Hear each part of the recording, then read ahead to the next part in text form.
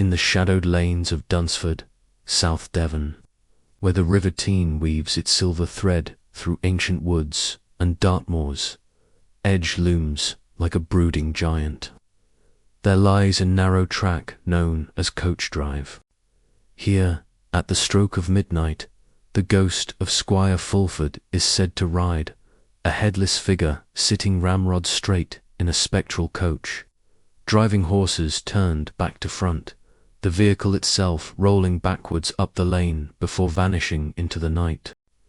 Another tale whispers of his haunting at Fulford House, bound by a restless spirit unable to rest after an improper burial, creeping ever closer, one cockstride at a time, toward his ancestral home, his return a looming dread for the living. The legend begins in the late 17th century, during the reign of William III, when Fulford House, a sturdy manor of granite and oak overlooking the Teign Valley, was ruled by Squire Henry Fulford III, a man whose wealth was matched by his eccentricity. Born in 1645, Henry inherited the estate as a young man, his love for the hunt and fine claret overshadowed only by his peculiar dictates. Tall and gaunt, with a hawkish nose and eyes like flint, he was a squire to be reckoned with, demanding absolute loyalty from tenants and kin, his temper as fierce as the storms that lashed Dartmoor. His oddest decree came in his twilight years. He wished to be buried not in the family vault at St. Mary's in Dunsford, but beneath the ancient oak in Fulford House's park, where he'd hunted as a boy, believing its roots would tether his soul to the land he loved. In the winter of 1698, Henry Fulford III died in his sleep, his heart stilled by a lifetime of excess, leaving behind no heirs save a distant cousin. His final wish, however, was ignored. The parson of Dunsford, a pragmatic man named Cuthbert Willicombe, deemed the oak burial pagan folly and interred the squire in the churchyard instead. Yet whispers of Henry's discontent soon surfaced, and within months of his death, the haunting began. At midnight on a moonless February night in 1699, a tenant farmer named Bartholomew Radmore, trudging home along Coach Drive, froze as a spectral coach emerged from the mist. A black carriage drawn by 4 horses, their heads turned backward, their hooves silent on the frost.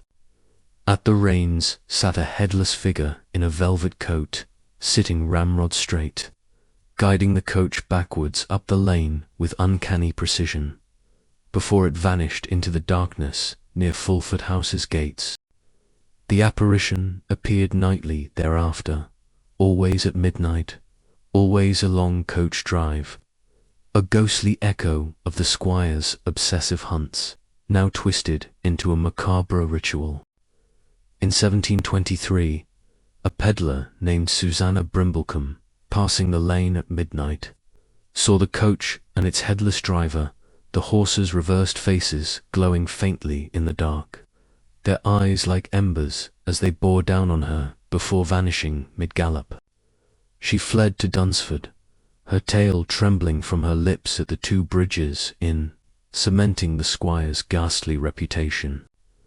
By the 1750s, villagers avoided Coach Drive after dusk, though some, like a vicar named Phineas Lockyer in 1756, braved the lane to witness the spectacle, noting the coach's backward roll and the eerie stillness of its driver, vanishing as the church bell tolled 1. Another version of the tale emerged alongside the Coach Drive haunting, whispered among those closer to Fulford House itself.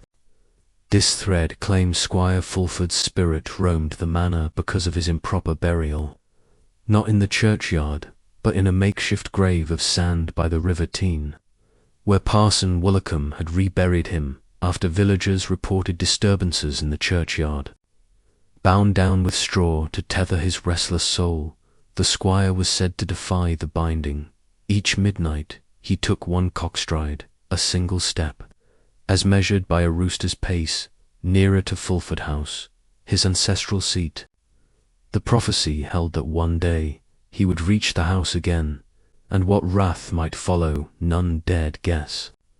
In 1794, a tenant farmer named Prudence Shapley, living in a cottage near the Tean, claimed she saw the squire's ghost by the riverbank at midnight. A gaunt figure in a tricorn hat, headless yet purposeful, stepping one deliberate cockstride toward the manor before fading into the mist. Her tale spread, and villagers began to count the years, estimating the squire's slow advance, centuries, perhaps, but inevitable. In 1823, a groundskeeper at Fulford House named Ambrose Cridland glimpsed him closer still. Near the park's edge, his headless form shimmering as he took his nightly step, the air heavy with the scent of damp straw and river silt. By the 20th century, Fulford House had passed into new hands. Its grandeur faded into genteel decay, though the hauntings persisted in both forms. In 1953, a local historian named Dorothy Hext camped near Coach Drive on a November night, hoping to document the spectral coach. At midnight, it appeared, the horses back to front, the coach rolling backwards, the headless squire upright at the reins, moving with silent menace before vanishing near the manor gates. She sketched it in trembling pencil, noting a faint whinny as it faded, her lantern dimming as if snuffed by unseen hands. In 1975, a farmer near the Tean named Clement Norrish claimed he saw the squire's ghost one cockstride closer to the house, standing by a willow at midnight, the straw that bound him fraying as he stepped. Closer now than ever, his return a creeping dread. Today, Fulford House stands as a private residence, its park overgrown but guarded by the same ancient oaks, while Coach Drive remains a quiet lane near Dunsford, its edges. Villagers steer clear after dusk, their lanterns dim as they skirt the path, though some pause at a distance, listening for the creak of phantom wheels, or watching for a headless figure by the river. Squire Fulford's ghost endures, in the midnight coach that drives backwards along the lane, and in the slow cockstride toward his ancestral home. A restless spirit bound by an improper burial, his wrath edging closer with each passing night. In Dunsford, where the past clings like mist, the squire's returned looms, a spectre of vengeance, driven by a will as unyielding as Dartmoor itself. Many thanks for treading this tale's dark path. If its chill gripped you, like follow, subscribe, and comment below.